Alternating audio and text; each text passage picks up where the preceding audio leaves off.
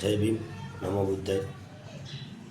આજનો જે વિડીયો છે આપણો અનુચ્છેદ 15 અને 16 બાબા સાહેબે વધારે આરક્ષણ કોને આપ્યું, આપણે એ વાત કરીશું। આજે 340 લખીને ઓબીસીને 27%, 341 લખીને એસસીને 15%, 342 લખીને એસટીને 8%, અને બાકી જે બધું રહ્યું 49% જેવું એ આરક્ષણ છે જનરલની અંદર બ્રાહ્મણ, ક્ષત્રિય અને વૈશ્ય, અને સાવ છેલ્લી કક્ષાએ આવે છે EWS।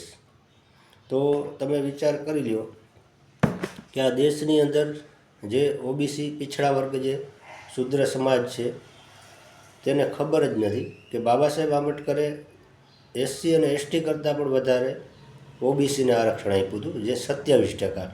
હવે આ ભારત દેશની અંદર અત્યારે હાલ જે 27% આરક્ષણ ઓબીસીને આપવામાં આવ્યું છે એમાં 14% એમને મળે છે। તો ખરેખર ઓબીસીએ દેવી દેવતા અને ભગવાન માટે ન લડવું જોઈએ, પોતાના આરક્ષણ અને રિઝર્વેશન માટે લડવું જોઈએ। જય ભીમ, નમો બુદ્ધાય, જય શ્રી રામ।